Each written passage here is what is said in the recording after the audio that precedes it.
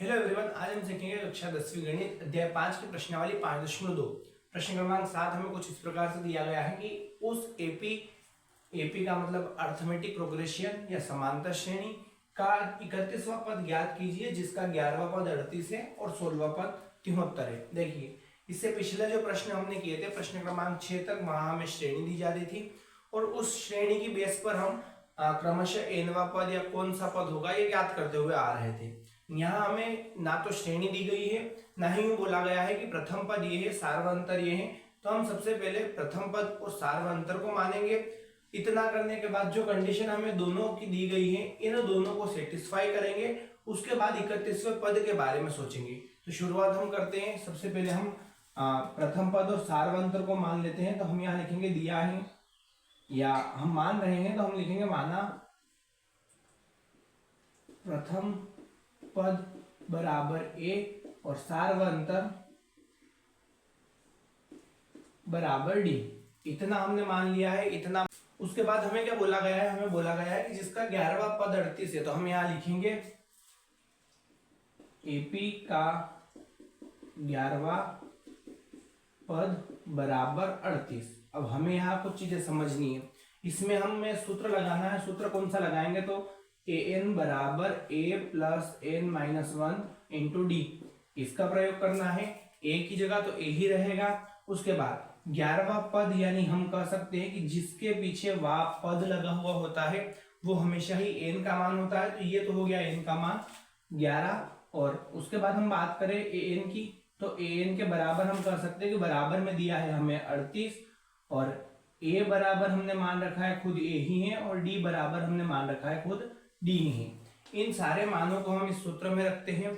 उसके बाद देखते हैं आंसर क्या आते हैं। तो यहां हमने लिखा 38 बराबर ए की जगह खुद ए ही रहेगा प्लस एन माइनस 1, एन की जगह हमें दे रखा है 11 माइनस 1 इंटू डी की जगह डी ही रहेगा। इसको हम अगर सरल करेंगे तो हो जाएगा 38 बराबर ए प्लस 10 गुणित डी और अगले स्टेप में हो जाएगा 38 बराबर ए प्लस 10 डी। या करके हम इसको लिख सकते हैं ए प्लस 10 डी बराबर 38 और इसे हमने समीकरण 1 दे दिया। जैसा हमने इसमें किया है सेम वो वैसा का वैसा फॉर्मेट 16वें पद के लिए होगा। तो हम लिखेंगे एपी का 16वां पद बराबर क्या दे रखा है? तो यहां दिया है 73। अब हमें क्या करना है कि जो कंडीशन और जो मान हमने इसमें बताए थे, ये दोनों मान तो यही रहेंगे। हमें एन और ए एन के मान चेंज करना है।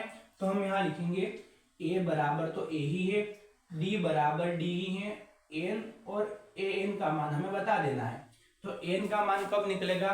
हमने अभी चर्चा की, किसी संख्या के पीछे अगर वा पद लिखा हुआ आता है यानी वो एन का मान होता है। तो हम कह सकते हैं कि यहाँ एन का मान 16 है और ए एन की बात करें तो ए एन का मान हमें दिया गया है 73।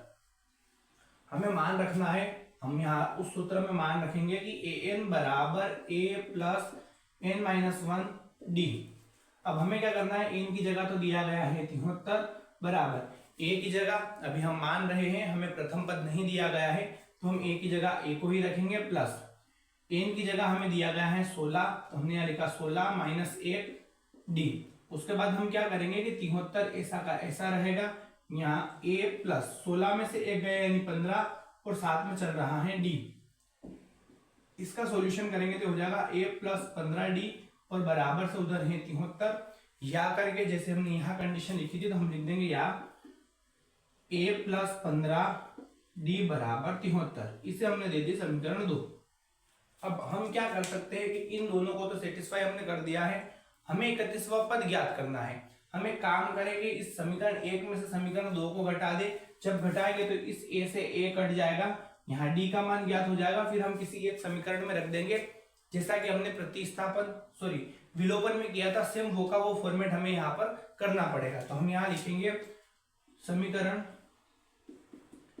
1 से 2 को घटाने पर, तो यहाँ समीकरण 1 जो थी वो थी a प्लस 10d बराबर 38 और ये थी a प्लस 15d बराबर 73। देखिए अब हमें क्या करना है यहाँ पर के दोनों ओर ए दे रखा है और घट रहा है, मतलब नीचे वाली जितनी भी कंडीशन होगी सबके चिन्ह चेंज होंगे। यदि कोई प्लस का है तो माइनस का हो जाएगा, यदि कोई माइनस का है तो वो प्लस का हो जाएगा। जैसे यहाँ माइनस और यहाँ माइनस। ऐसा हमने क्यों किया? क्योंकि तीनों कंडीशन प्लस की थी। इतना करने के बाद एक बात हम समझे कि ये 15 जो है अब ये प्लस का ना होते हुए अब ये माइनस का हो चुका है। ये भी माइनस का हो गया और 73 भी माइनस का हो गया। हम कर सकते हैं कि इससे ये कट जाएगा। उसके बाद 15 जो कि माइनस का है, 10 जो कि प्लस का है, प्लस माइनस माइनस, पर बड़ी संख्या माइनस की यानी जो भी आएगा वो माइनस में आएगा। 15 में से 10 जाएंगे, 5 बचेंगे जो कि माइनस के बराबर से। इधर हम देख लेते हैं तो यहाँ 13 में से 8 गए, यानी हम कह सकते हैं कि उल्टा हम घटा रहे हैं। 13 में से 8 गए यानी यहाँ बचे 5 और 6 में से 3 गए यानी यहाँ बचे 3। माइनस का था, बड़ी संख्या माइनस की थी, हमने लगा दिया माइनस। हम एक कंडीशन ये कर सकते हैं कि यहाँ माइनस से माइनस काट दिया तो 5d बराबर आया 35 और d का मान अगर हम यहाँ से निकाले तो हो जाएगा 35/5 यानी 7।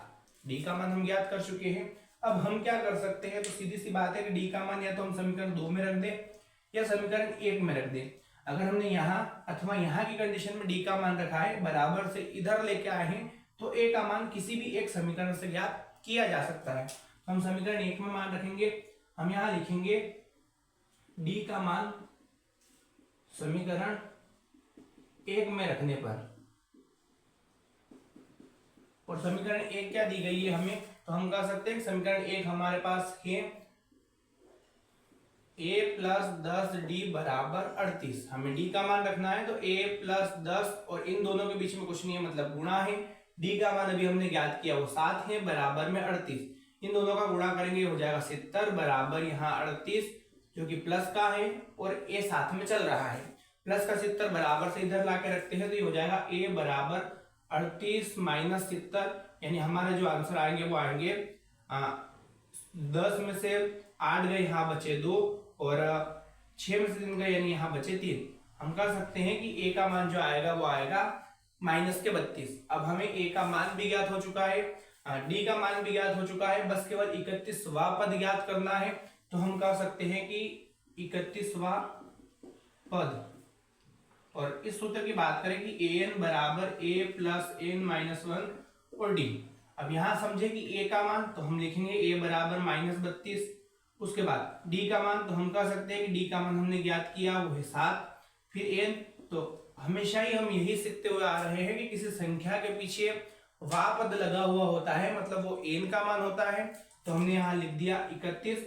अब यहाँ हमें ज्ञात क्या करना है? तो हम सीधे कह सकते हैं कि an बराबर हमें ज्ञात करना है। हम इसमें मान रखते हैं तो यहाँ a और n की जगह हमें रखना है 31, यानी यहाँ एक बात क्लियर हो चुकी है जो कि प्रश्न भी कहना चाह रहा था कि AP का हमें 31वां पद ज्ञात करना है। तो 31वां पद, और यहाँ a का मान हमें दिया गया है -32 प्लस n का मान हमें दिया गया है 31 - 1 साथ में चल रहा है, और d का मान जो कि है 7। इसको सरल करेंगे तो ये हो जाएगा -32 प्लस 31 में से 1 गए 30 और यहाँ गुणित 7, ये चल रहा है a के 31वें पद के बराबर। यहाँ कंडीशन क्या होगी? तो -32 तो रहेगा ही रहेगा, 3 7 21 यानी ये होगा 210। a का 31वां पद, हम इसका घटाव कर लेते हैं तो यहाँ 10 में से 2 गए यानी यहाँ 8 बचे।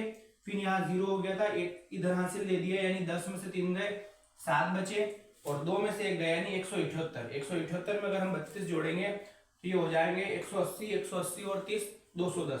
यानी हम कह सकते हैं कि AP का 31वां पद जो आएगा वो आएगा 178। तो हम लास्ट में लिख देंगे अतः